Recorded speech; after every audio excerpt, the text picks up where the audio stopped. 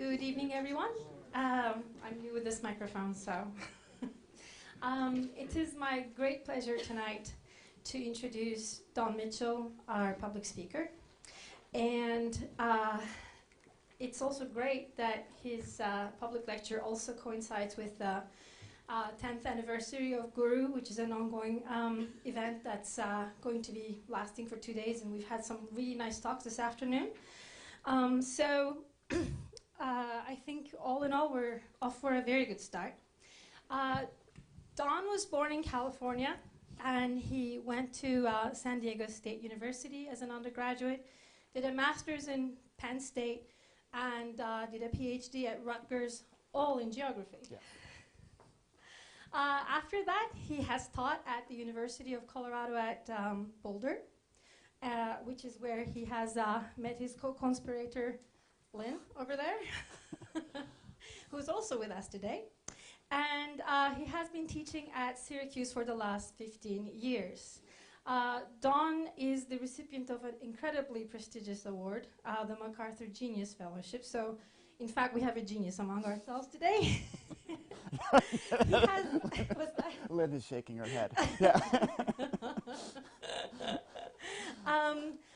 I happen to have one of Don's books as my go-to book. It's the Introduction to Cultural Geography. It's a great book when you're teaching, and it's just like makes geography and spatial concepts so accessible to undergraduate students that I just wouldn't want to go anywhere without it. He's also the author of books such as Right to the City, Social Justice and the Fight for Public Space, The People's Property with Lynn, and The Lie of the Land, the title of which I really like. His latest book is very large and it has a long title. Yes. It's called They Saved the Crops, Labor, Landscape, and the Struggle for Industrial Farming in Bracero-era California. So without further ado, I would like to yield the stage, and let's just give a round of applause and have Don here. Thank you.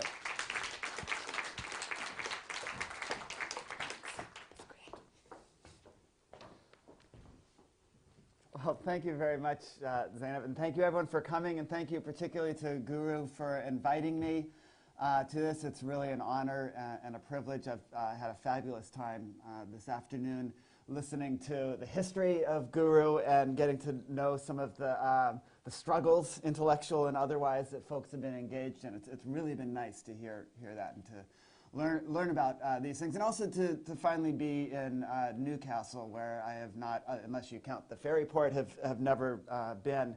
And because my friend Lynn was here, I got to see a little bit more of the city on the way between the train station and here than one might normally. She was leading the way. And she's a geographer, which means we got turned around a few times. This work that I'm going to be talking about tonight is done with Lynn Staley and another co-conspirator of ours, Cafuiato, who's a PhD student in my department, the Department of Geography at Syracuse University.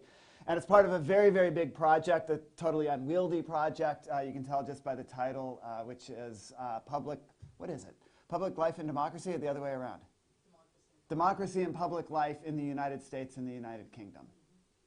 And as you'll see, it is, so that's small, right? It's looking at 4 different cities. I'll talk about each of those tonight.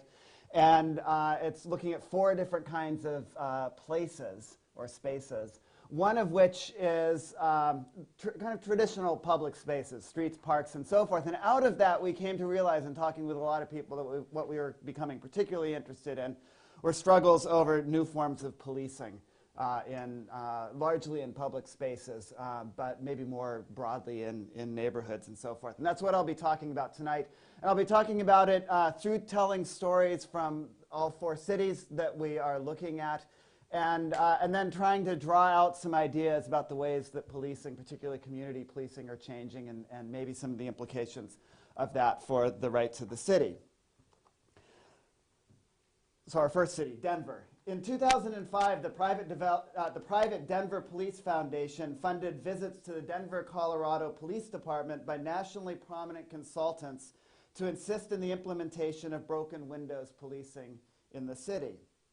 Broken windows policing, as you might be aware, is based on an argument by the criminologists James Q. Wilson and George F. Kelling, there they are, and popularized in a 1982 article in Atlantic Monthly magazine, a rather highbrow news and commentary magazine that at the time was identified with a generally liberal readership.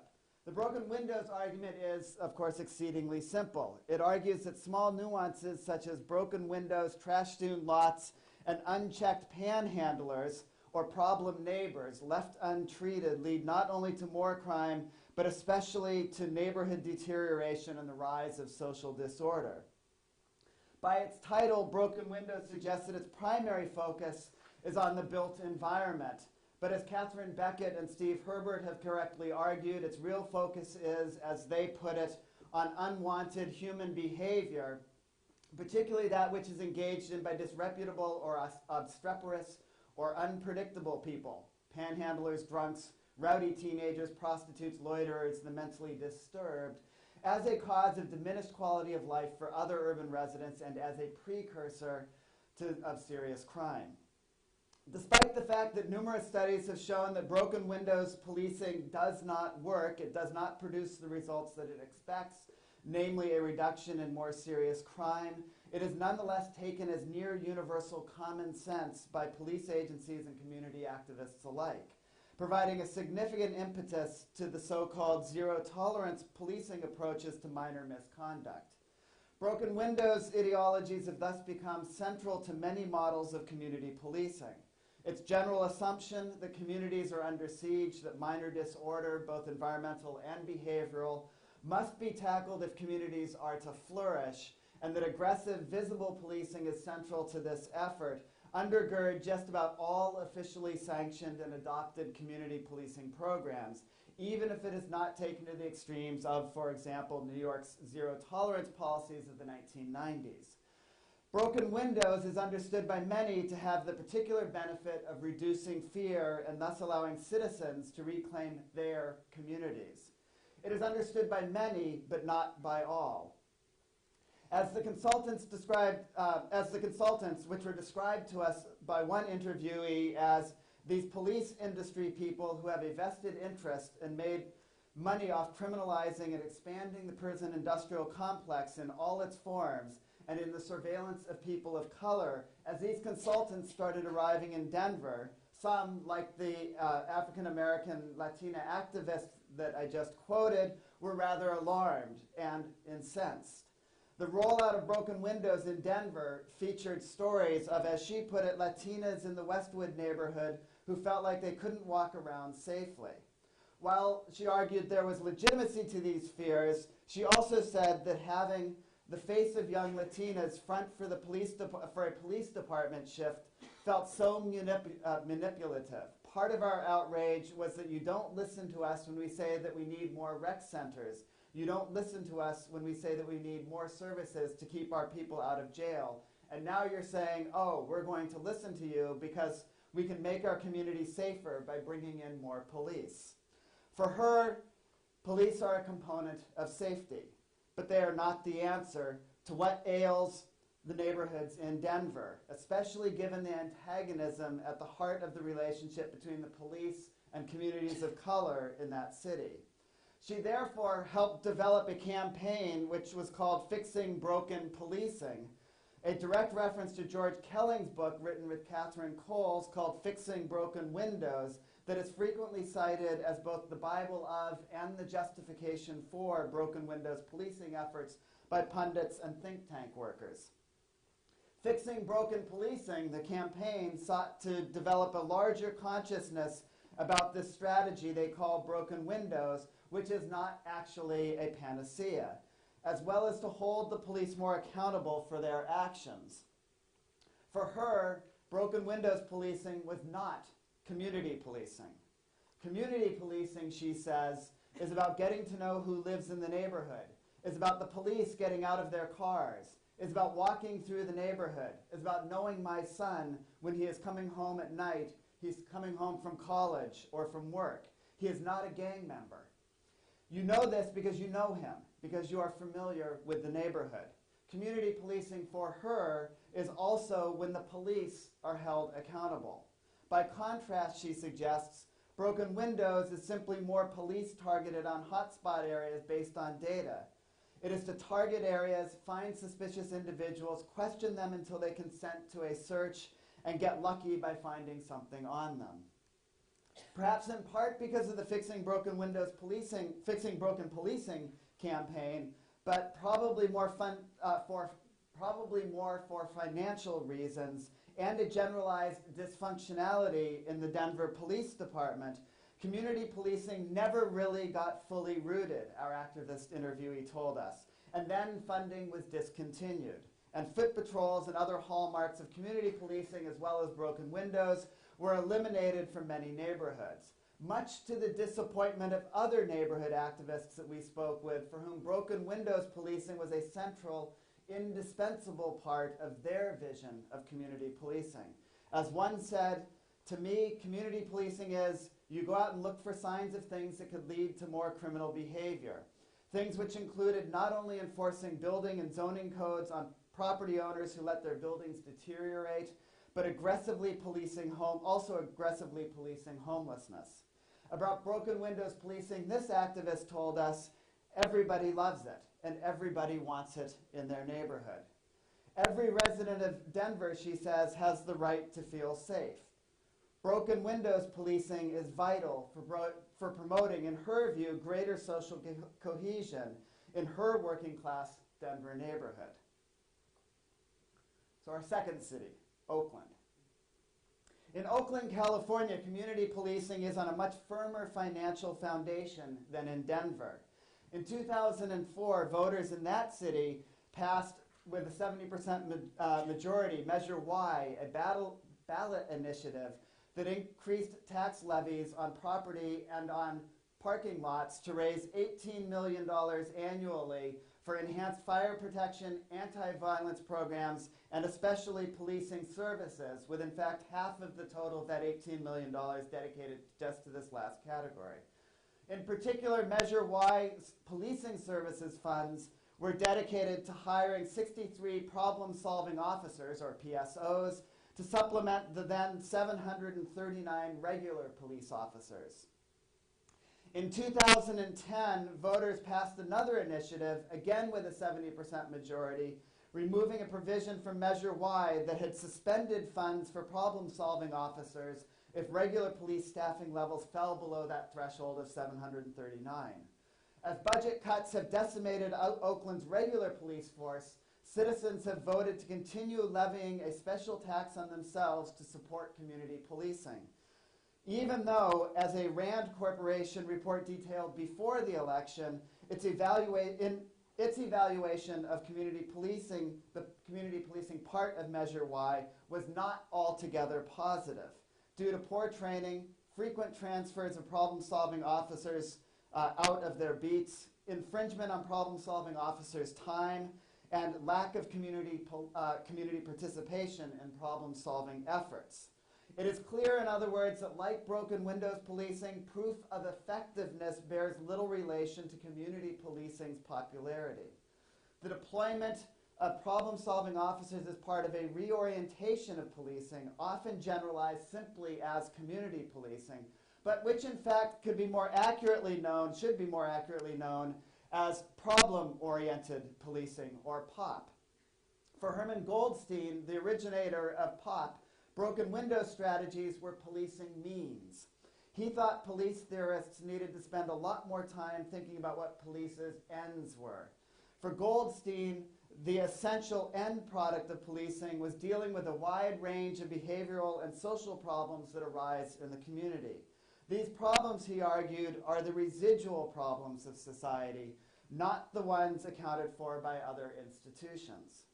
Goldstein argued that police departments needed to be reoriented to continually undertake 3 steps. First, defining the problem. Second, researching it. And third, providing alternatives. Fairly basic. The first step, defining a problem, was absolutely crucial. A problem like arson, Goldstein argued, was really the result of a suite of diverse behaviors, which included, for example, teenagers setting fires as an act of violence, vandalism, psychologically disturbed people setting off fires out of compulsion, criminals setting fires to destroy evidence, scammers setting fires to collect insurance, crime organizations setting fires as a means of intimidation, and so on. Each type of incident poses a radically different problem for the police, Goldstein wrote. Similar definitional work needed to be undertaken for a whole range of crimes and disorders, like car theft, noise complaints, and so on and so forth. The second step, research, entailed ongoing inquiry into causes. That is, for example, what induces teens to become vandals and arsons in the first place at a particular time and in a particular place. But also associations and correlations, what other crimes and disorders might such arson be related to, and varieties of response. That is, how have the police responded, what authority do they have to respond, what works and what does not work. The third step, exploring and providing alternatives, entailed, in Goldstein's view, first recognizing that police alone typically cannot solve problems. They can only ameliorate or manage them. But this is not to say, Goldstein went on to argue, that problems could not be solved or that police should not be at the center of their solution. Rather, it is to say that alternatives had to be explored that went beyond traditional policing, which, Goldstein argued, included promoting changes to the built environment, realigning the provision of government services, improving information exchange among community members and between community and the police, developing new skills, creating new forms of authority for police that, for example, allowing them to move on loiterers rather than just to arrest them, developing new community resources like drop-in centers and community courts, increasing regulation, for example, mandating particular kinds of locks or soundproofing in buildings, and fine-tuning zoning. As problem solvers, police could continue to investigate crimes and make arrests, but now they especially needed to be the linchpin in understanding and addressing the residual problems that disturb the social order. In Goldstein's view, police had to become a cross between urban sociologists and social workers. Goldstein's arguments garnered a great deal of attention and eventually funding from organizations like the Police Executive Research Forum and the United States National Institute of Justice, leading to a reorientation of policing in which, through POP, problem-oriented policing, police would become the central agency of community development, the hub around which other services and practices would resolve. More specifically, it was to be the problem-solving officer, that is, the neighborhood cop, who was to be the hub of the hub, as it were. The PSO's primary responsibility would be to know their locales inside and out and to use that knowledge to shape their efforts to define, research, and create alternatives to the specific problems that confronted them in that particular place.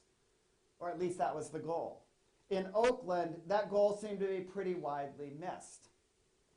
In the weeks before the 2010 vote that reinforced the city residents' desire to retain their PSOs, an effort every neighborhood activist that we talked to supported, neighborhood activists complained to us about how their own PSOs did not do very much here in the area because her captain, her superior, used to take her off duty here because that was his right, as one activist said to us. Another activist, who is also the chair of the citywide Measure Y Oversight Committee charged with assuring Measure Y funds were properly spent, concurred that redeployment was a continual problem, but he even went a step further. The problem-solving officers were specifically to work on the problems identified by the Neighborhood Crime Prevention Council specific to the beat they were assigned to, he argued. What better way, he asked, to deal with the problem, the crime problem, than to have somebody that's really focused on the problems that are identified by the people that live in that specific beat or have a business or are part of an institution and take it through a process by which the problems get resolved. But in his neighborhood, he said, I didn't see that happen.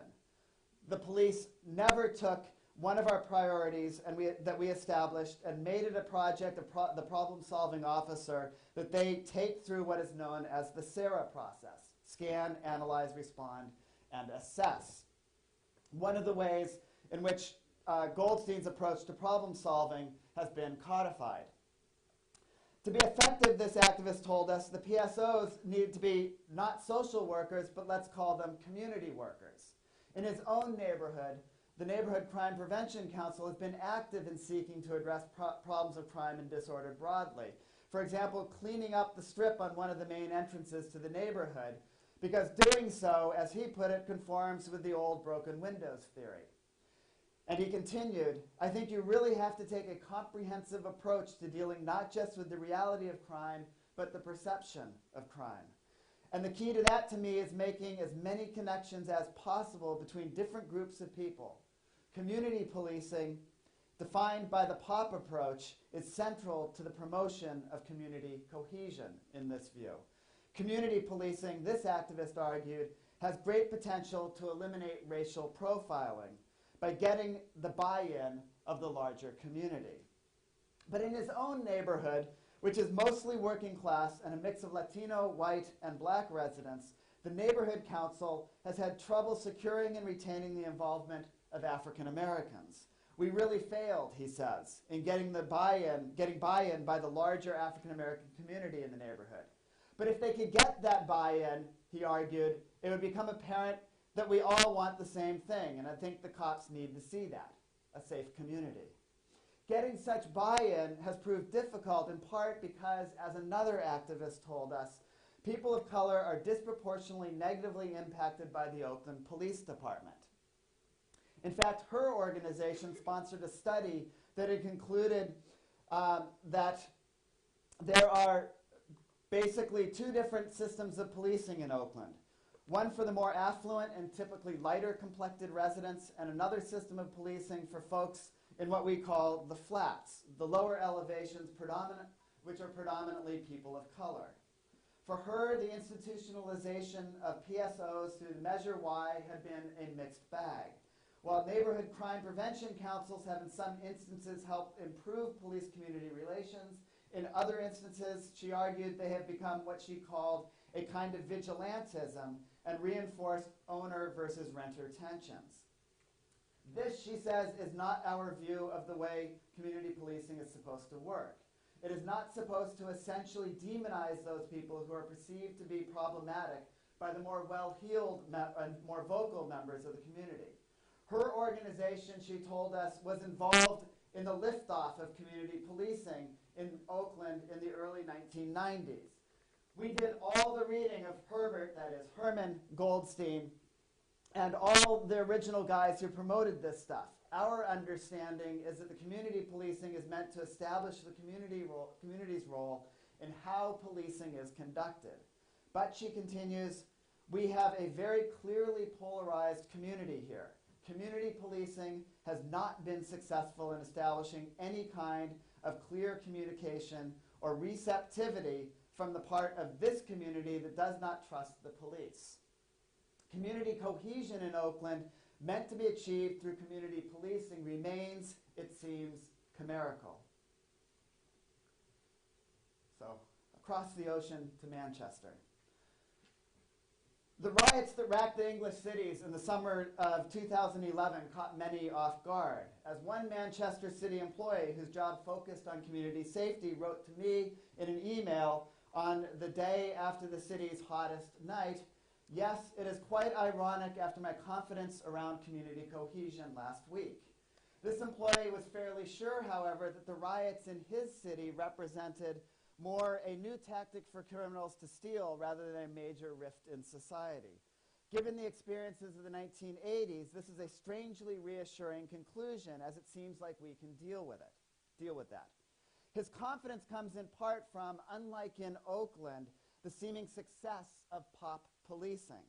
In Manchester, PSOs are supplemented by police community support officers, or PCSOs, who often end up doing the same jobs as a police officer, but who don't have the power of arrest, as one cop described them to us.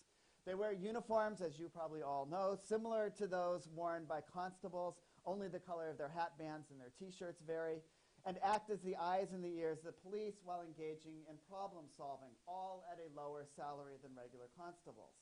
Some in the Police Federation think that the use of PCSOs at a time of shrinking budgets is conning the public. It fools the public into thinking there are more police officers about. But even those, like this interviewee, skeptical of PCSOs admit that the community likes its community support officers, the local councilors like community support officers, and albeit the results they get in terms of detecting crime are low, the public reassurance, as a public reassurance, the results are high.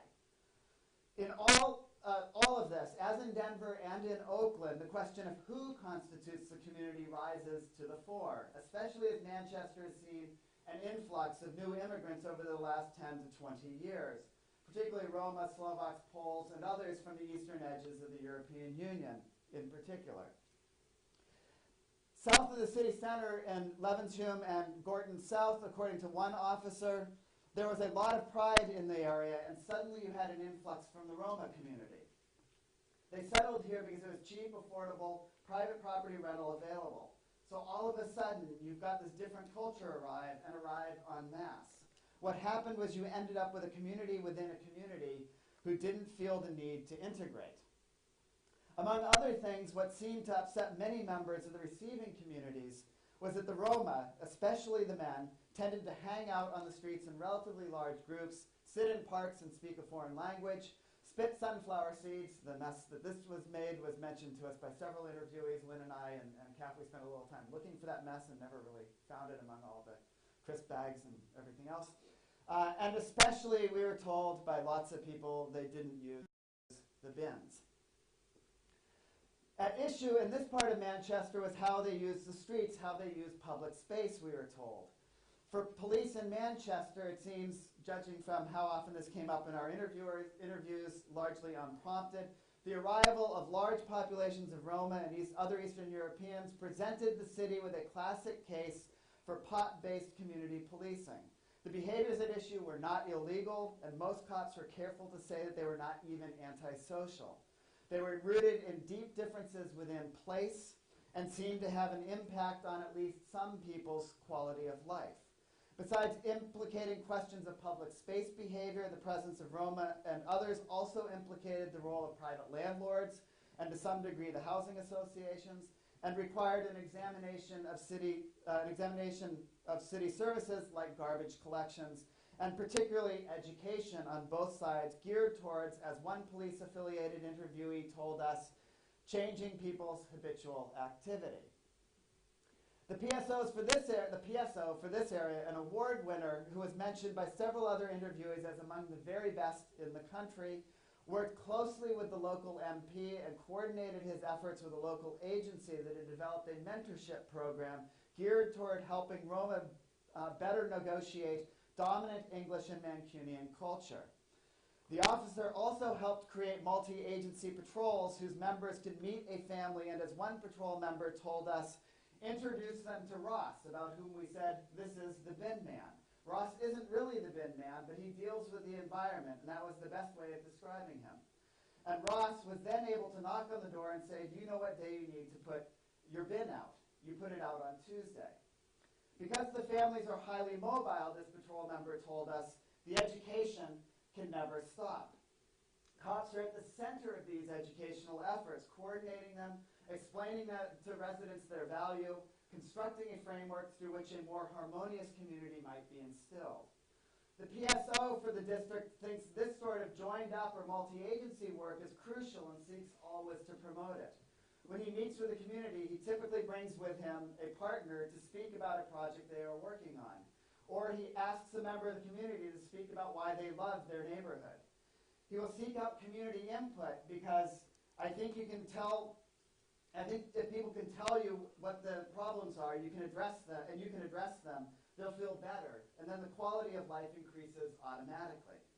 But the PSO does not necessarily accept all the suggestions and demands that community members place on him. He says, I'm not going to these meetings saying, whatever you tell me now, these are the priorities. No, people would think I've lost my pot. Especially, he refuses to make all the minor complaints, from dog fouling to fading paint on the roadways, priorities for himself or for the constables under his command. Rather, he assigns them to the PCSOs and to wardens, even as he says PCSOs and traffic wardens work as teams a joint approach to it, as he puts it, on the understanding that there is an organic relationship between minor issues and larger crime like burglaries and assault. Broken windows policing, in other words, is taken for granted in this joint approach, which, he says, is the heart of the kind of robust policing that improves an area. To support this robust policing and promote community buy-in, and to help assure that broken windows approaches work, Greater Manchester Police rely extensively on KINs, or key informant networks, people we can pump information to, in the words of the PSO, but also, as another interviewee put it, people who don't need to come to community meetings, but who the police and partners visit regularly, speak to, and then ask for input back from to share intelligence. KINs can be extensive. We've got 683 streets in Groton South, says the PSO. We've got people on every street who work with us on stuff. So now there are about 1,200 signed up to make the place better, to give us information, exchange information, and there's nowhere else in the country with all that buy-in. All this buy-in and all that effort at creating a joint approach is part of what policing theorists call the development of a total policing model, where, as Harrington and Milley put it, the police serve as a control hub and coordinate a number of different strategies to tackle problems. In addition to different strategies that focus on policing as such, the police and police-related agencies more and more coordinate other programs ranging from planning defensible space to assisting with immigrant or asylum seeker resettlement to assuring the delivery of key services like garbage collection, all with the goal of providing not simply reassurance to community members that community order will be maintained and enhanced, but especially that the social order, that is, community cohesion, as well as the maintenance of the status quo within class-ridden societies, is being created and maintained. That is why our Manchester email correspondent felt a bit confident in the wake of the riots. Total policing, structured through POP and broken windows interventions, produced, at least it was hoped, community cohesion. In this sense, community policing defines what community is.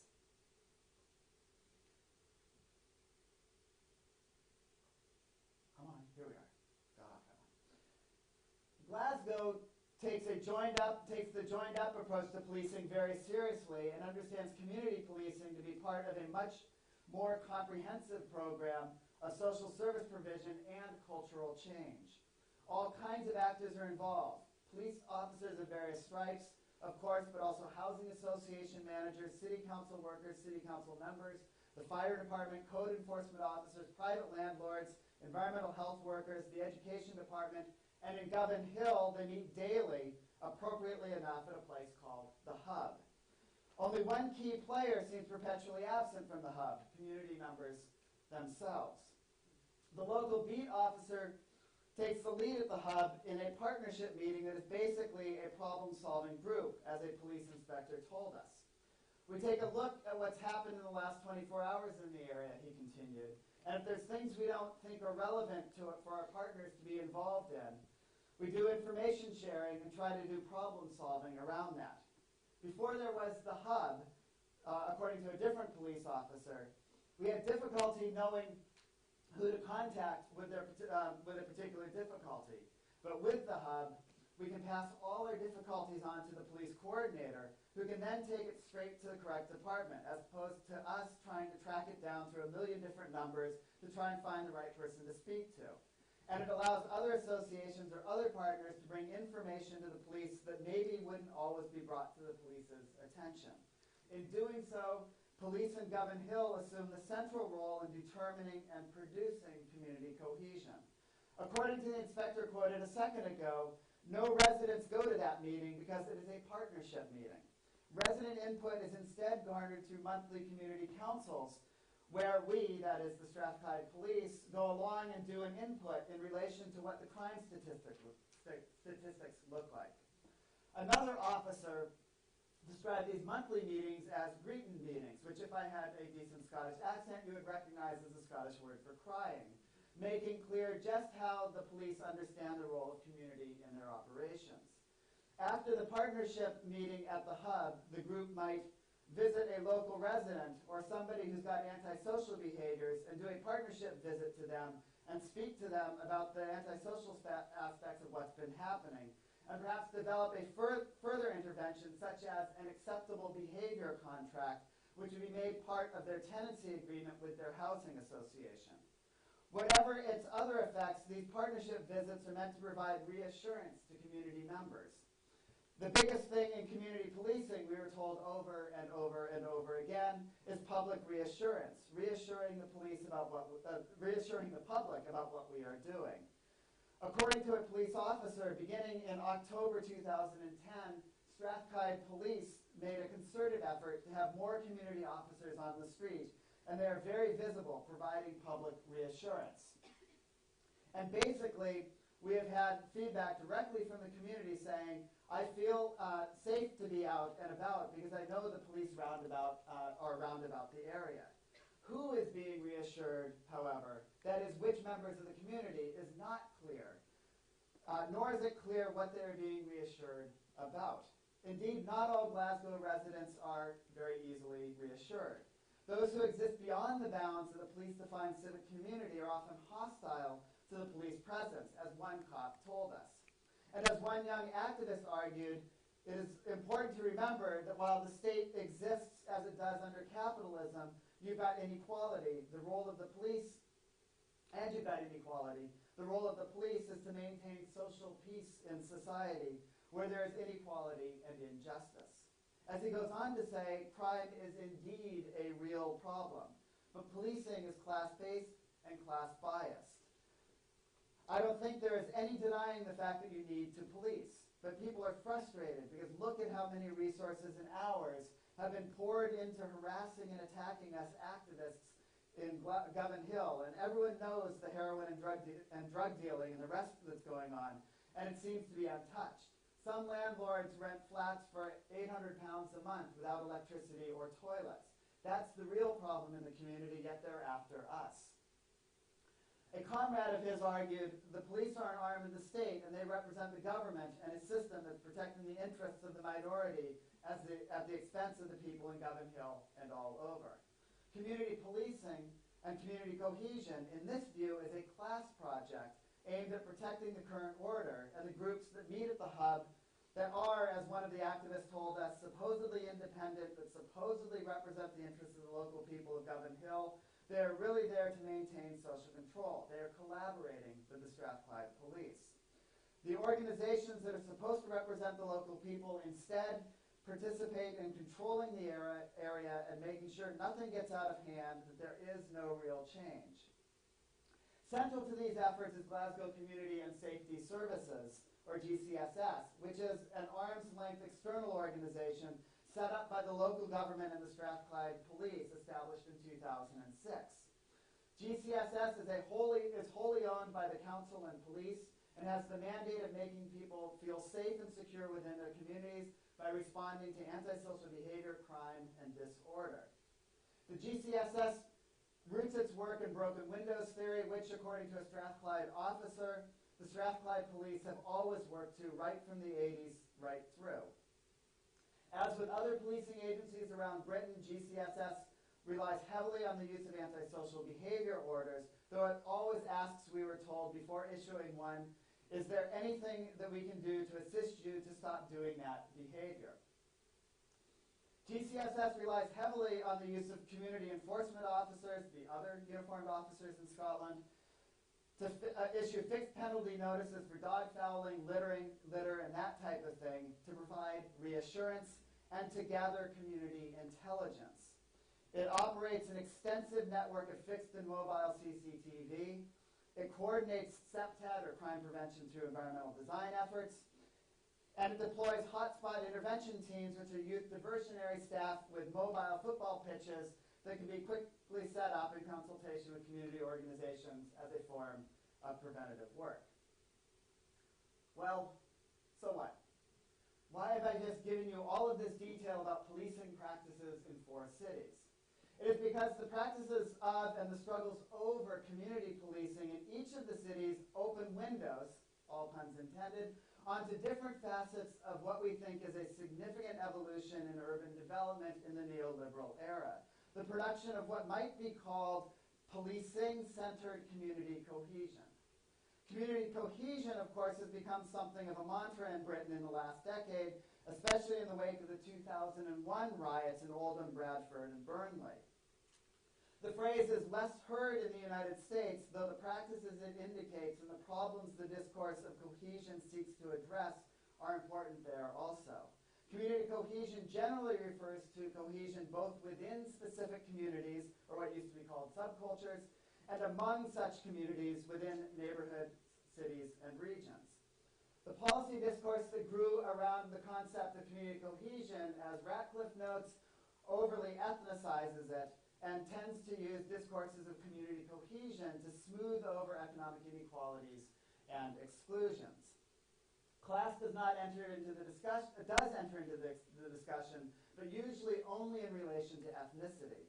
In much of the official discourse on community cohesion, for example, Muslim communities were presented as too cohesive and thus not well integrated, and white working class communities were presented as not cohesive enough. Our interviews with police and urban managers, like our Manchester correspondent, suggest, however, that they tend to use the idea of community cohesion quite loosely, as an indicator of a well-functioning, even secure community in which residents seem to be relatively content and crime, antisocial behavior, and the like are extraordinary rather than formative of social life. Such a broad sense of community cohesion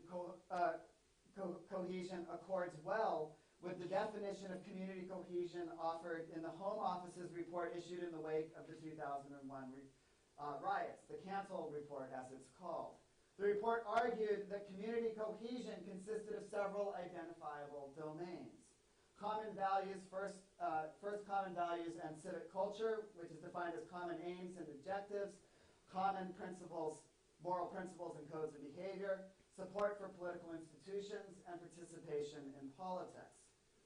Second, social order and social control, which is defined as the absence of general conflict and threats to the existing order, absence of incivility, effective informal social control, tolerance, respect for difference, and intergroup cooperation.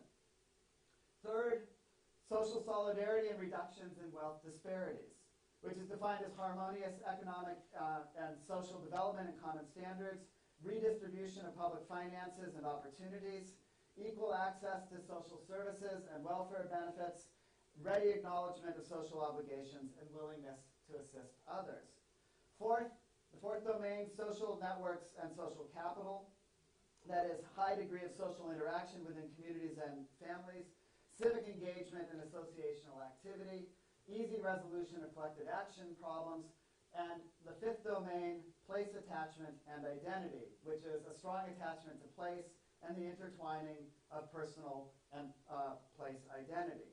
If one of the primary roots of community policing was, at least historically, the demand, particularly by minority communities, for greater authority over the police, and this was a point made clear to us by one of our Oakland informants, the operationalization of the ideology of community cohesion, incomplete as our case studies show it to be, reverses this logic and places the authority of the police at the center of community. So let me explain. Note how in both the literatures on community cohesion and community policing, community is rarely defined. In the latter, especially the literature that seeks to promote and analyze the effectiveness of various community policing strategies, including problem-oriented policing, the complexity of the term is frequently admitted. For example, Harrington and Milley remark in a footnote to an article assessing the effectiveness of reassurance policing that there are many problems in defining community. But then they, like so many others, argue, take that complexity and hold it in abeyance, using instead a spatial placeholder, like neighborhood, locality, bounded area in its place. Neither the question of who constitutes the community nor what power relations might shape it tends to be asked. The effect in both the policing literature and more widely in society, as Steve Herbert argues, is that community functions as a God word.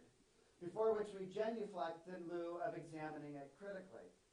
The further effect is that by spatializing community into neighborhood or locality, while refusing to question just who constitutes the community that occupies the neighborhood, makes broken windows the panacea. It becomes common sense to cleanse the neighborhood of both unwanted people and unwanted things, wherein what constitutes unwanted is defined largely by the police themselves. Even more, it allows the police or policing agencies more broadly to fill the empty signifier of community. In this sense, the emptiness of community is not so much a problem as an opportunity. After all, as Lynn has shown extensively, community is contested, it is struggled over, both as a concept and as a reality of lived life.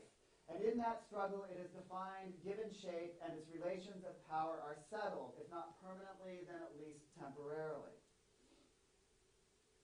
As powerful as the concept of community is ideologically, in other words, it is a lot like a lot of other key words of social life, like culture. There is no a priori such thing as community or of culture.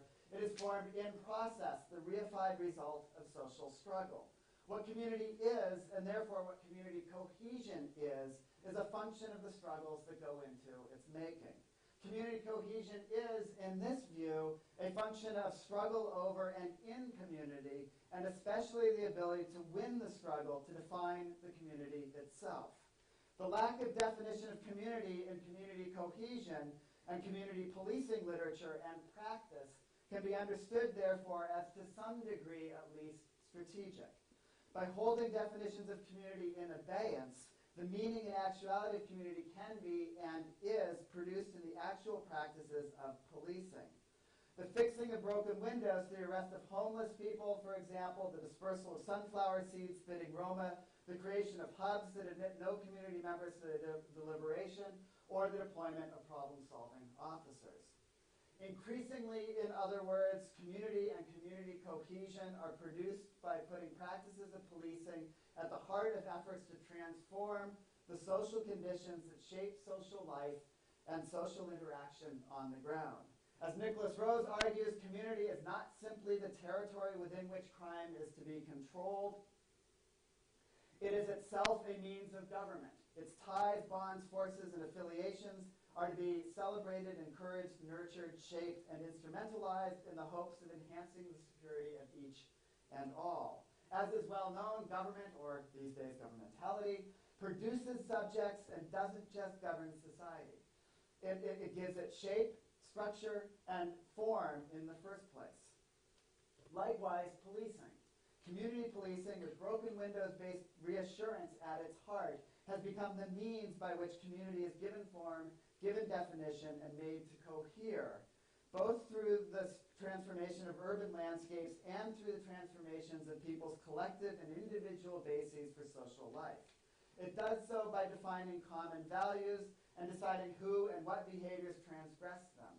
It does so through creating new hubs with the police at the center around which civic culture is made to revolve. Through policing, people become attached to place or are expelled from it, as in Oakland and Manchester, and through this they shape their identities, even if in opposition to dominant modes of policing, as in Denver and Glasgow, while social networks are strengthened and also interrupted. Even more, in many instances, the very problems of social solidarity and inequality are attacked only in relation to policing, as, for example, access to subsidized housing is tied to behavioral contracts. This practice came out strongly in our interviews in Glasgow, and it is now standard practice in United States homelessness interventions, especially those organized around the ideology of housing first, which both Denver and Oakland have signed on to. Policing-centered community cohesion is thus promoted by placing policing at the center of each of the domains that defines cohesion, installing force and the force of law, as well as the legitimate use of violence, behind those modes of informal social control that it finds accessible, behind efforts to educate towards a certain model of tolerance, inclusion, and indeed assimilation, as in Manchester, and installing the police themselves at the center of the hub of activities through which questions of social inequality and social service provision are to be addressed. It does all of this, of course, only by excluding from this tight-knit world those peoples and behaviors and authorities or the powerful members of the community that support those authorities, determined to be outside acceptable norms and to threaten established social order. In the process of creating community cohesion, it defines community itself and establishes its limits. It does so by organizing activity under the total policing model, which is, of course, hardly surprising because, as the shorter Oxford English Dictionary reminds us, the first definition of police is the regulation and control of community. Well, like I said a moment ago, so what? In an important recent paper, Peter Marcuse argues, this is in fact a conclusion, Peter Marcuse argues that the key question to be answered in relation to the slogan, the right to the city, is what right, whose rights, and what city? I think there's a fourth question, which is not going to come up on here, which is whose city? He argues that it is the future city that we need to be fighting for, and that the we, in the first place, has to be the directly oppressed and the alienated, and that the rights to be fought for are the rights to be central in the making of the city as an oeuvre, a work. The right to make the future city is what is at stake. Such a right is predicated on rights to housing, to livelihood, to freedom from oppression, and to safety. Such a right is predicated on a world in which broken windows is not the panacea.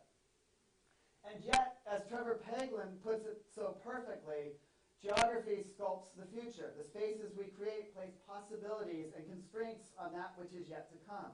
Because the world of the future must, quite literally, be built on the spaces of the past. To change the future, then, means changing the material spaces of the present. So what city?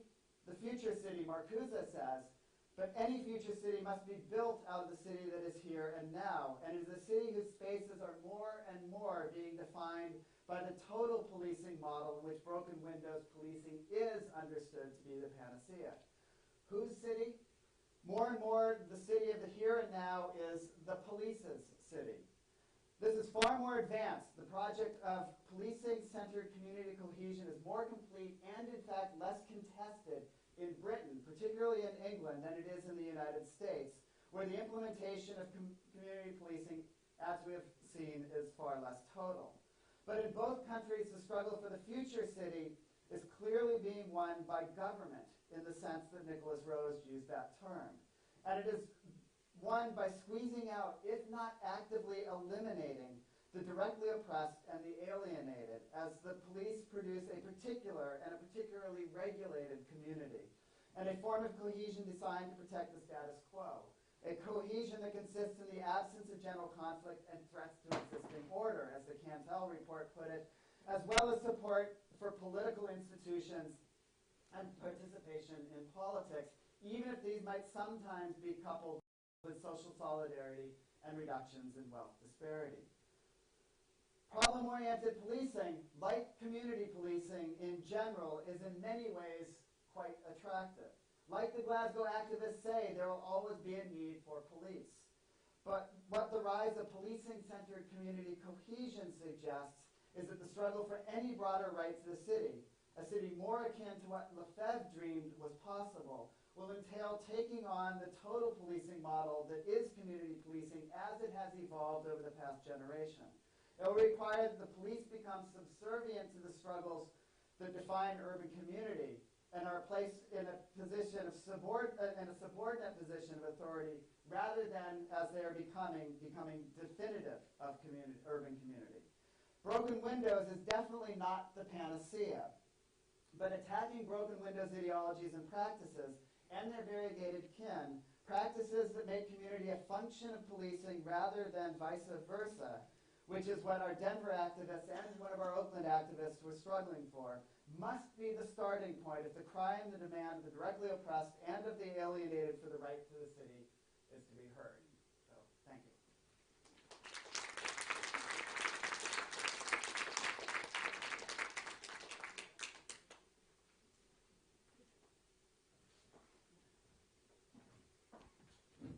It's on. I'll come down. illuminating comparative talk, which I'm really glad that had kind of mixes and comparisons between what's going on both sides of the water, partly because it is the experience of quite a few of us going back and forth. I just wanted to know if you had any questions, but before that, I forgot to do something, so I will do that now. I just wanted to announce that our next talk is going to be featuring Richard Sennett, and it is going to take place on the 13th of December, 2012, and that will be the last in the series for the semester. So, any questions? And I will, if you kind of lift your hand, I will come and approach you with the microphone. Complaints and criticism are all fine too. Yeah, see, now he goes. I kind of feel like Oprah. Yeah. Do you make as much as her? Yeah, right. Yeah. Hello. Hi. Thanks very much for this great lecture. I have a question and a comment and Sure. a doubt in it. Okay, good. I spent some time with one of the most vulnerable communities in Britain, some of them in a very poor Dagenham, some of them in more wealthy Camden. And I recognize the powerful message you are sending. But my question here would be, what is the proxy alternative to that? Because in some, I believe that in some locations for the most vulnerable people, especially during this crisis, the time of austerity, but also time of rising hatred across and within communities. These safer communities, these community support officers, as well as safer neighborhood teams, they bring relief. I mean, so in some places, basic human rights are refused to some people. For example, Muslim communities. And then there is either community support officer, or gangs, or kids taking over council estates, or England Defence League. And there is places where actually community support officers help a lot to drive communities out of ultimate hatred. So, so how to work this year or within next months to repair or to improve community policing, which has done probably a lot of bad things, but it has done a lot of good things as well, I believe, especially here in Britain. You also made a very clear distinction between a little bit different practices in the US and in Britain. Right. Yeah. Right. Thanks very much. Thanks for that. You raise a huge number of very, very important points. And I think you're absolutely right about the positive role that community support officers, for example, can play. And we did see some of that absolutely in our interviews. And as one of the Oakland folks said, community policing is a mixed bag, right? And I think that's very true. I think the answer, the longer term answer, and I'll think of a shorter term answer while I'm talking. And I should say that that while Lynn and Kathleen and I do all of this work together, we don't always all agree on every point that's being made. And so she might raise some critiques as well. You never know. But I'm hoping what she'll do is jump in and help answer some questions, especially these hard ones like this.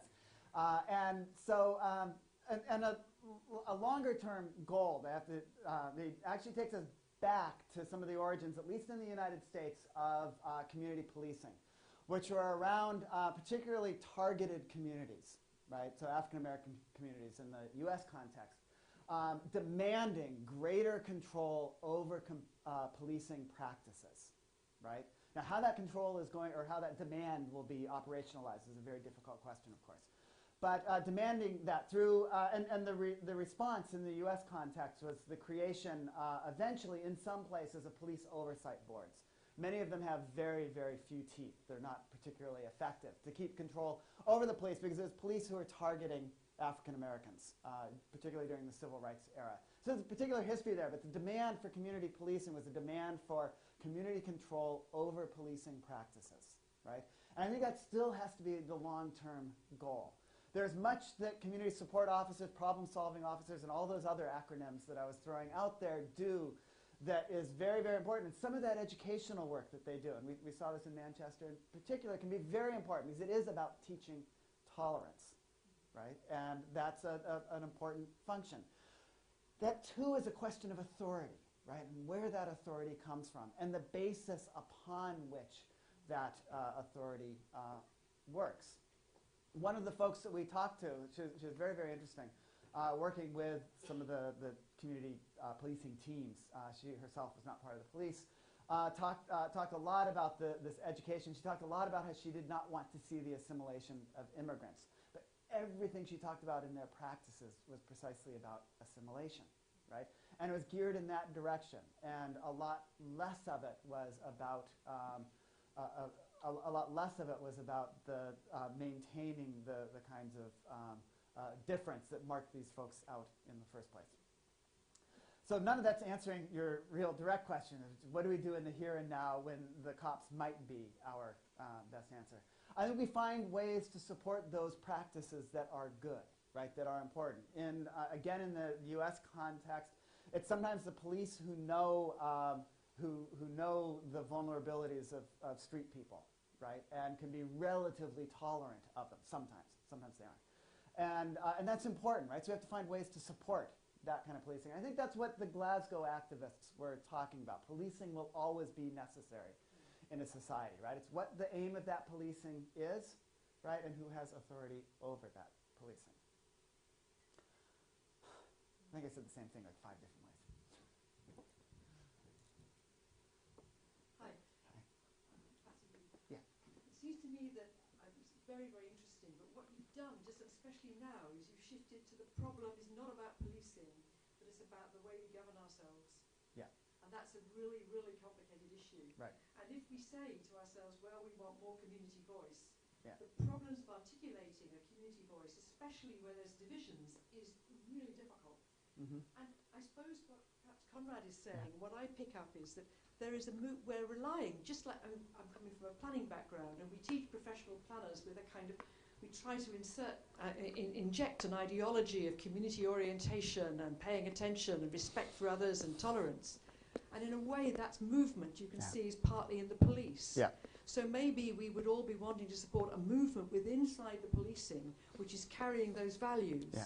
But it's going to be a long time in this country before we have anything. At the moment, today we're electing people to be transparently in control of our police. I've never seen anything more ridiculous in the whole system. Yeah.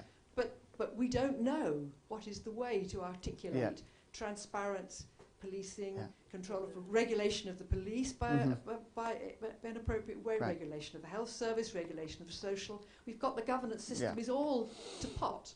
Yeah. And in the meantime, we're having to rely on these movements in different professional areas and in different civil society movements. Yeah.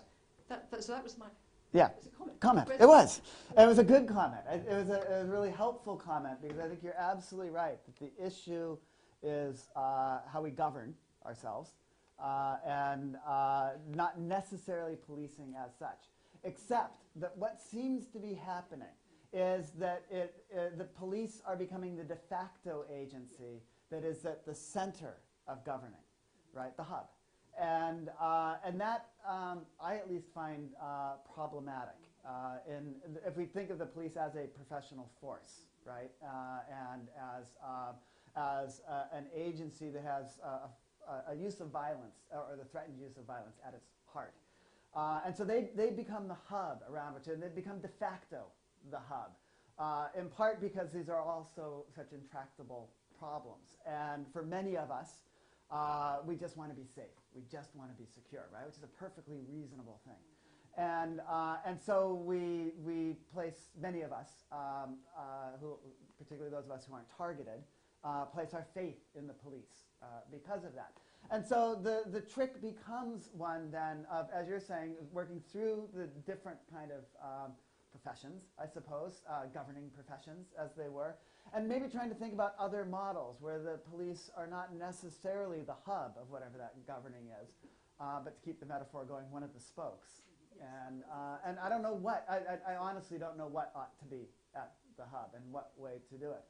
Yeah, I suppose we can take some heart on a smaller scale way that the most effective relief agency in New Jersey, New York, particularly in Staten Island, particularly in Bayview and Rockaway, particularly in parts of the northern Jersey shore, have been Occupy Sandy, right? The most effective. It's up to the point now where the Red Cross is turning to Occupy Sandy. And there's a mode of governance that goes on in that, right? That's messy. It's the classic definition of socialism, which is endless meetings and all of that. But there is something to be learned from that, right? And this is the argument that Rebecca Solnit makes in her fantastic book called A Paradise Built in Hell, where she looks at the way people respond to disasters, right? And through the kinds of spontaneous community organizing that happens around those, that is collaborative, collective, and solidaristic, right? More so than it is dividing. And we live in a world that is, if not kind of an instantaneous disaster like Sandy or all the other ones that we can think of, at least a slow disaster, right? An ongoing slow disaster. And so I think there might be some indications and the kind of things that Rebecca Solnit is pointing us to, for example.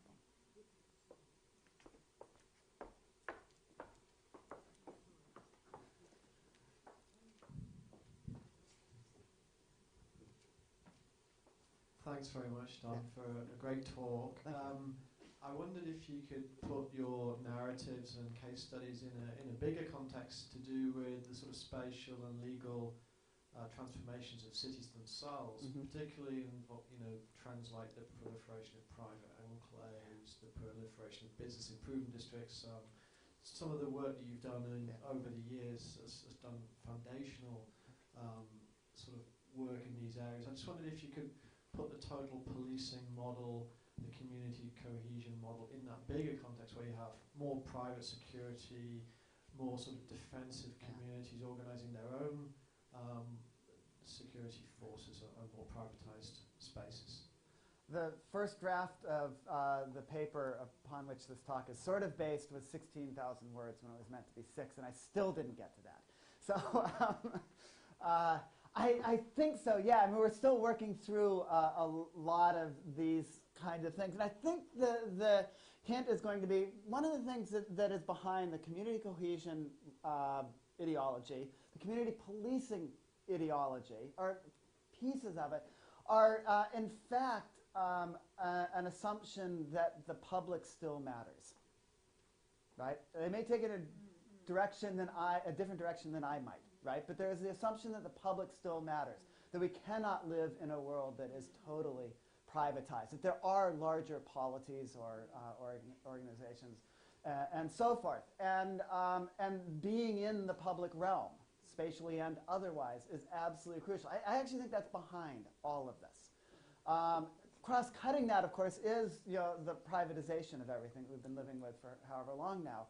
And the spatial effects of that, like enclaves and so forth, and the withdrawal from the public that is so central to the last generation or so, and some of that one response to the seeming anarchy of our cities has been withdrawal. The other response has been turning that ideology that the public still matters into this notion of community and community cohesion. And so I think there's something to be worked with there. I obviously haven't worked it all out, and we haven't had much of a chance to talk about these kinds of issues. But I think that that's a piece of it, right? There still is a fundamental sense among lots and lots of people that these kinds of places matter, and the public world still counts, is necessary, and is valuable. And then the question becomes the one, and this is behind broken windows policing, it's behind all of it, becomes the one, how do we make it accessible? Right? It's absolutely behind broken windows policing. For everything else that broken windows policing is, it is behind, that notion. It's right there in Wilson and Kelling's first article. They talk about the importance of that. And lots of legal scholars who draw on this say that we've got to police like this if we're going to have a public that people can be part of. So what we have to do is start thinking about the ideologies behind these and how they function, what they do, who's got the power to get their ideas out there, and so forth. In the very back, this one.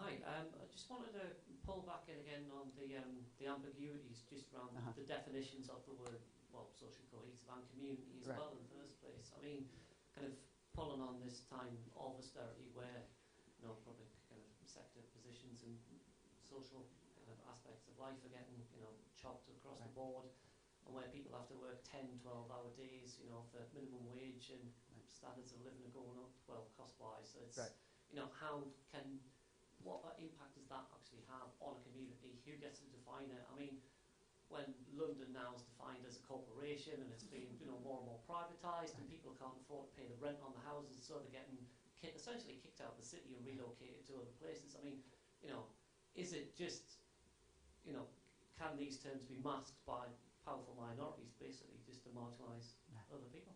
Sure. Unfortunately, yeah. I just saw a brilliant film the other day. The filmmaker was on our campus showing it. Her name's Kelly Anderson. The film is called My Brooklyn. And it's about the redevelopment of the Fulton Mall in redevelopment, which was, until very, very recently, the third most profitable shopping district in New York City after Fifth Avenue and Madison, I think. Third most, it served a largely non-white, working class and immigrant set of communities, public. And it was incredibly profitable, but the new Brooklyn had no room for this place anymore. And so Bloomberg's development corporations, city development corporations and so forth, and a whole number, there's a lot of dirty dealing that went on there, engaged in a big gentrification scheme to remake it, all in the name of retail diversity. Right? Very, very clearly talking about retail diversity during all the planning periods and so forth.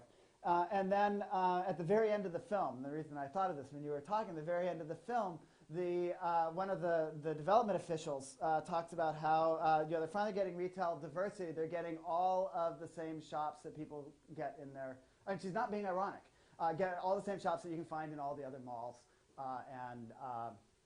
and now, you know, totally corporatized streets and so forth. So it kicked out this place that served working class people. Have been actually displaced across the country in relationship to this.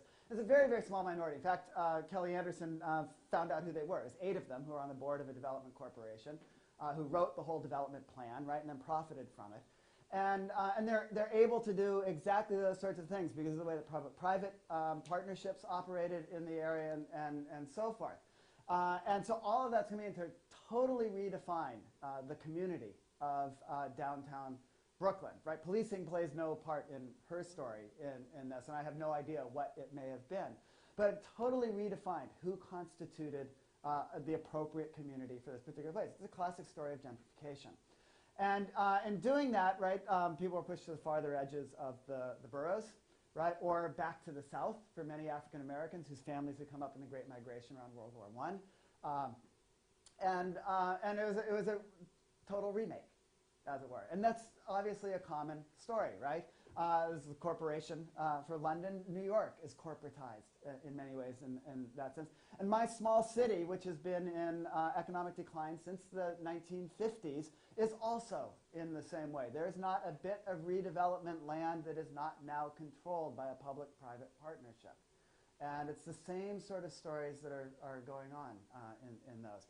And I think we have to, I mean, this is like Steve's question also, we have to try and understand how all of these things come together and what it might mean so that we can find those pressure points to think about how to transform them.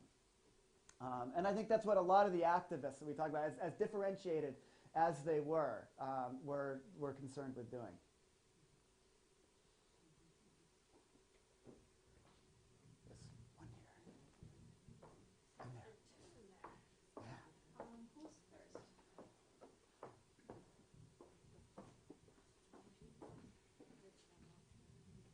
I'm kind of disappointed because I thought you were going to tell us what the Panacea was at the end. Oh, man.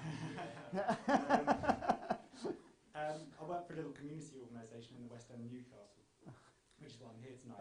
And in our little patch, in our ward, we have 20 of the 27 residential hostel accommodation facilities for people at the kind of the very bottom of the pile.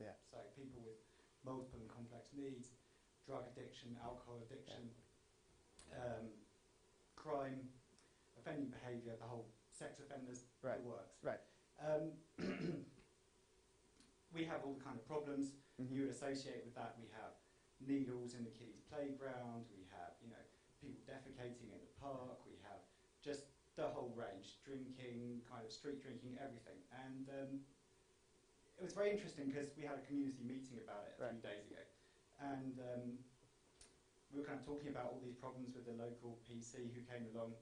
And he said, well, my job is basically to move these people on, keep them moving, stop them forming habits of behaviour in our kind of patch. And then someone said, well, what can we do to engage these people in the kind of sort of slightly bleeding heart liberal way that people sort of might say this thing. And he said, well, it's no problem. I can bring them around your house and you can give them Sunday lunch.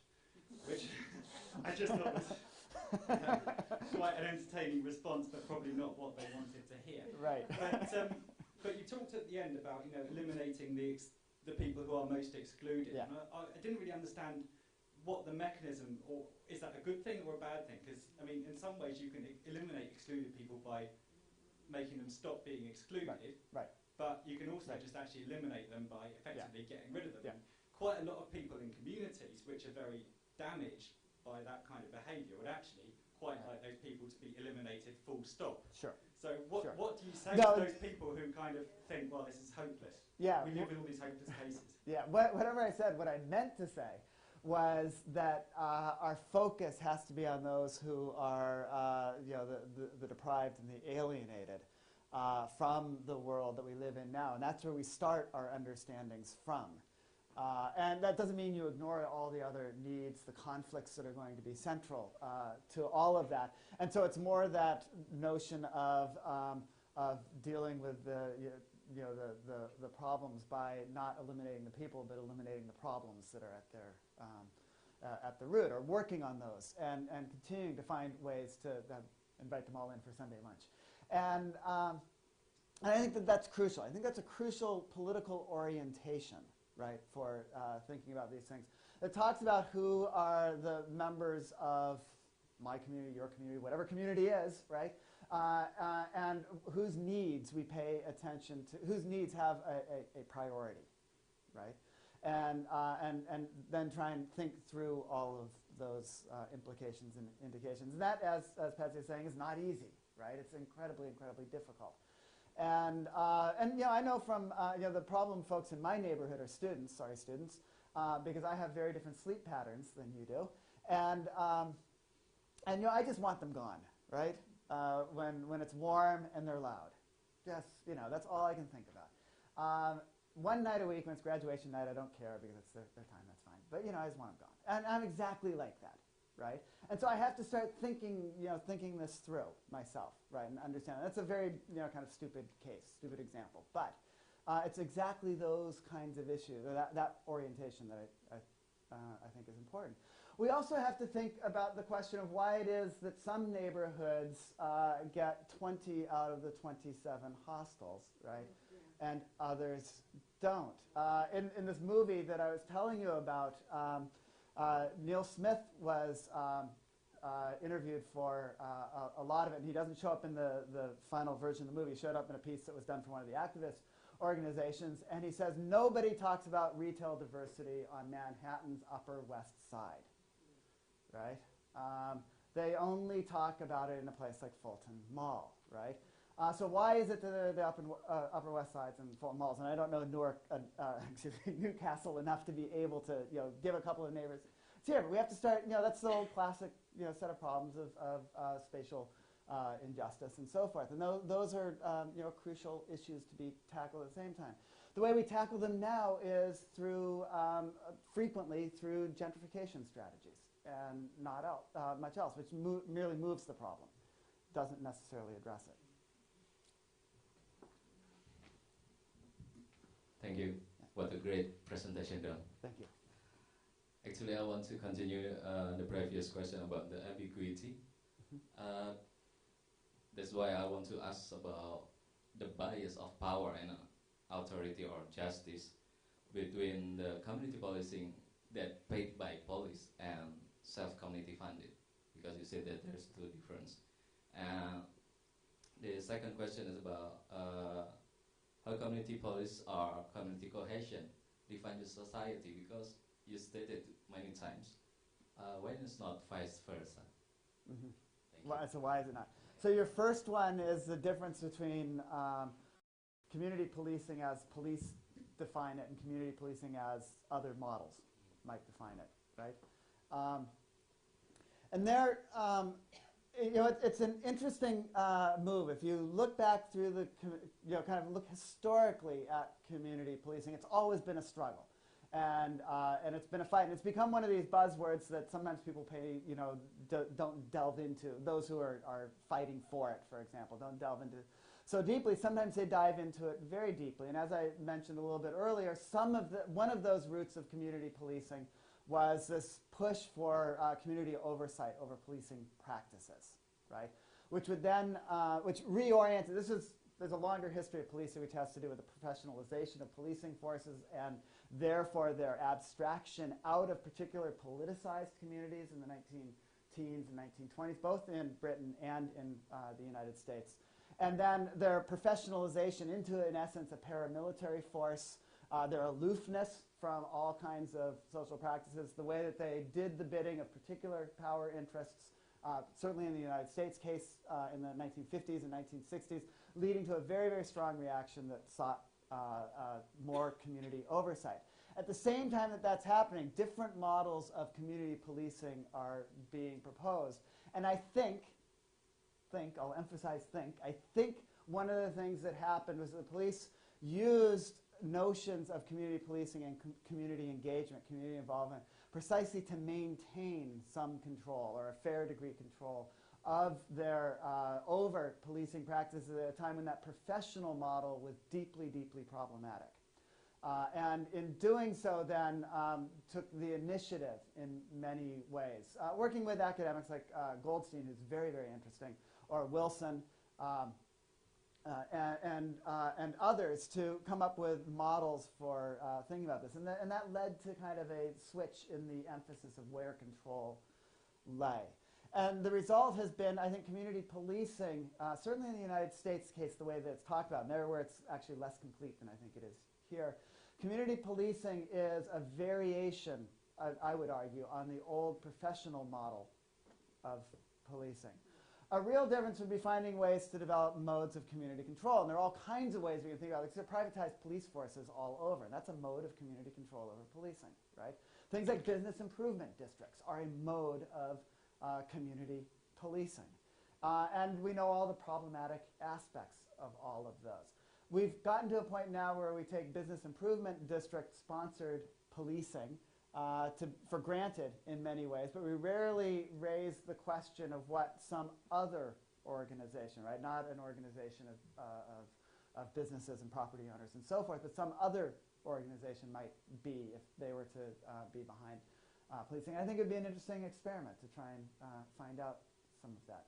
The second bit you were asking about was, again, remind me, it's getting late. Community policy or community cohesion define the society. Yeah, and not vice versa. And it's a tough argument.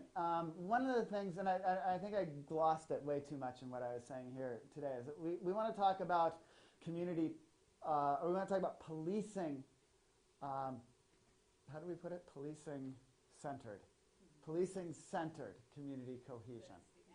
Yeah, it's the act of policing, not necessarily police force, right? Policing-centered community cohesion that we're beginning to find. Because policing can have all kinds of sources, right? Which is part of your earlier question. Right? It can have all kinds of sources. And that leads to a different kind of formation of community when policing is at its heart. And that's the key move, and I don't think I was as clear as I should have been in talking about that here. Because there are lots of, as I said, lots of different sources of policing. And that's an important move. One reason why I wanted to talk about all four of our cases is that one of the things that should be obvious from that is how uneven, incomplete, and contested, that is in the making, all of this still is, right? And we, in our interviews, we found lots of different ideas from people. But one thing was very interesting that told us a lot, I think, and we're not entirely sure how to talk about this, but told us a lot about the differences in police between the United States and the United Kingdom. In our interviews in the United States, it was very, very easy to get in with activists, with community activists, with policing activists, with all kinds of others. It was very difficult to talk with the police. We got stonewalled entirely in Denver, and we got in with some folks who are involved with the Police Oversight Board, the Citizen Oversight Board, in Oakland, and I'm not sure we ever got into the police department itself. Here in the UK, it was easy to get into the police departments, right? The police wanted to talk to us, and were really fascinating and interesting, and take their work really seriously, and are creative, all of those things. And they were really, really happy to talk to us. And that difference, I think, shows up in the unevenness of community policing as it's been adopted between the United States and the UK. And it's a fascinating thing. So this is an ongoing, this is a project that's afoot right now, I think. And I think an interesting, and that key word is policing there, I think, rather than police, which I may have said too many times. There's one more. Two more. More, my God. Stay here. I think maybe after these two, Okay. we could wrap it up because it's coming to 7 o'clock. Thank you very much, John. Can I just very quickly respond to what you said in the last? Sure. I think in Britain in the last 20 years, ever since Stephen Lawrence murder, there's been a shift in the kind of philosophy in terms of policing. Yeah. And the way police are still trying to engage the communities that they work in. Yeah. And as a result of that, maybe this is equivalent to the police oversight groups that you mentioned earlier on. Like in Northumberland Police here, we have a strategic independent advisory group, as well as 6 different independent advisory groups in the different force commands, area commands, whereby they try to engage local communities. Right. Yeah. That's by way of comment. Yeah. The Interesting. other thing is, coming back to the west end of Newcastle, I wouldn't choose to live anywhere else in Newcastle, because it's not only a place whereby we see pockets of deprivation and so on, but it's also a multi-faith or multi-religious area. And in my view, I think what's important, whereby when you see pockets of deprivation, you also build communities of compassion. And I think that is absolutely important. So I think the thinking is shifting quite quickly now from community cohesion to building compassionate communities. And it's a real challenge when you have someone with a mental health difficulty knocking on your door at 4 a.m. in the morning and wanting help. Right. Thank you. On your first point, that's a really interesting thing, and I'm sure someone's looked at this, and we should track down who, so we can learn from it. But that the response to Stephen Lawrence, if you're correct about that, the response on the part of policing is a qualitatively very, very different response than the kinds of responses that have followed from police brutality in the United States.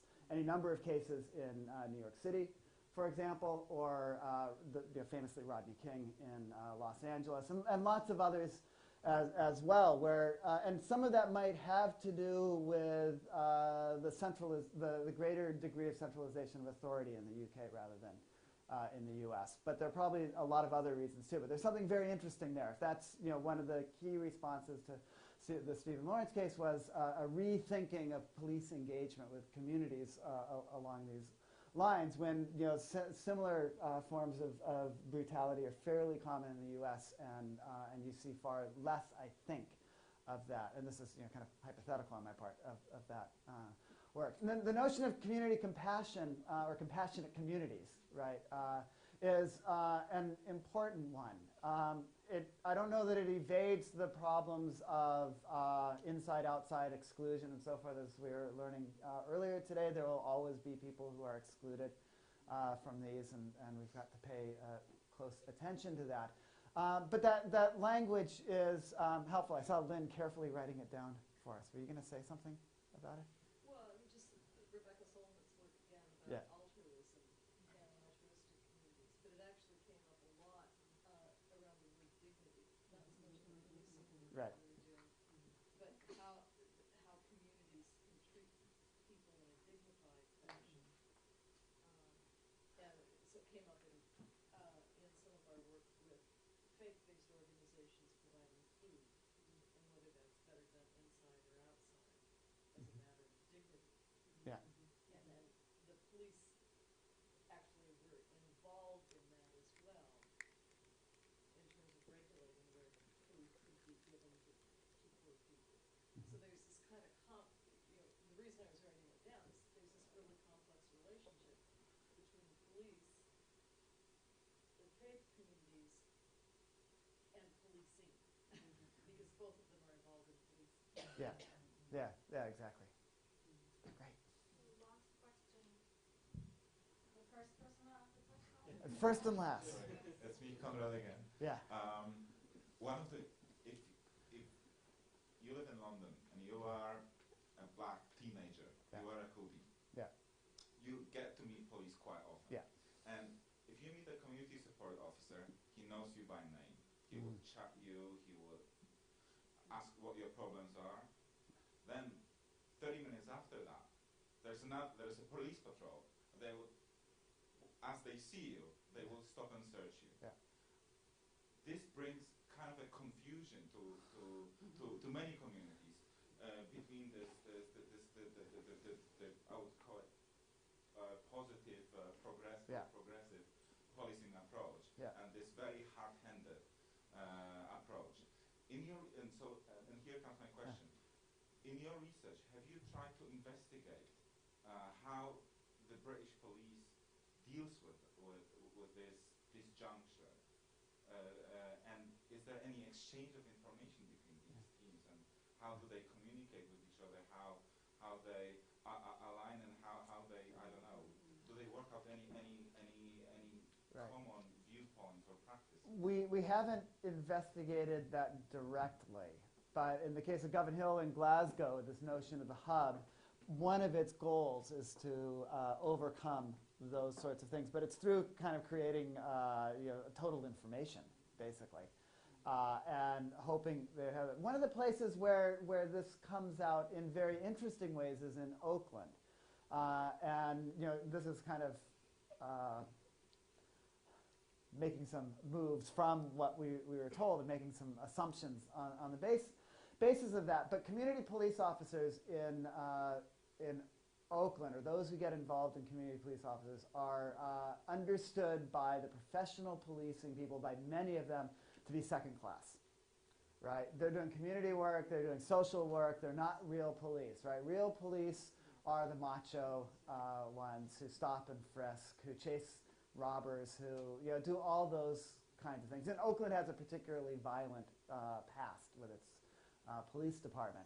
And we saw some of that language, those concerns among folks, some of the folks in Denver as well, that kind of division between community-oriented police officers and the others.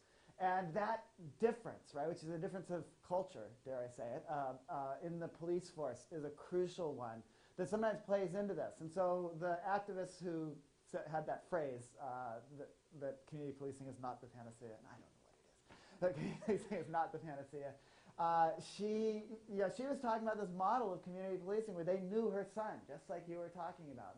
And this comes out of a very specific circumstance with her son and the police when he was coming home from school when he was 16 years old.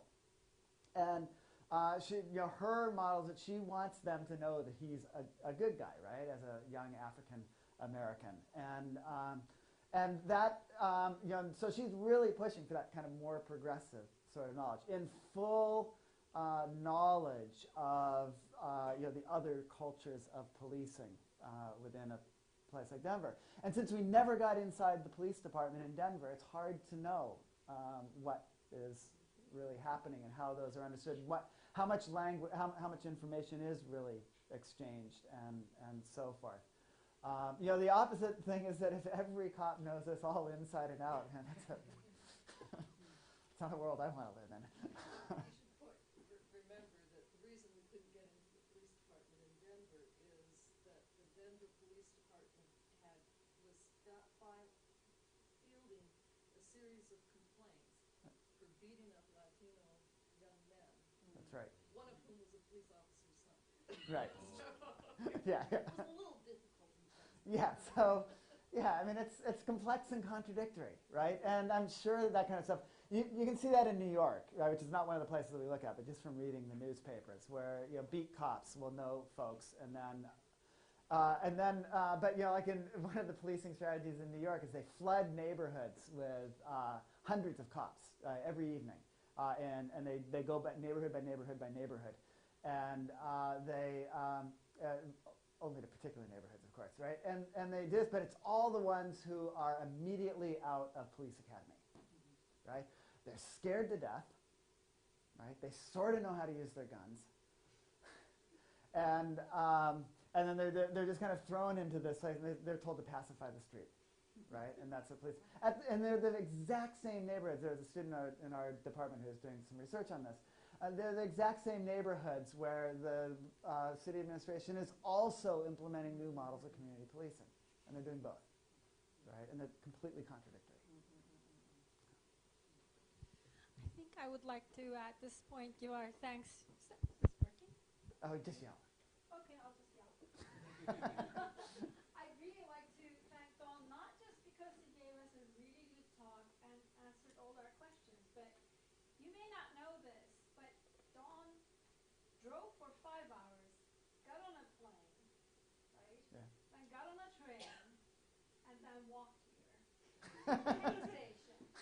And that wouldn't be so bad had he not done the driving bit the day before once again, and his car broke down, so he actually missed his plane.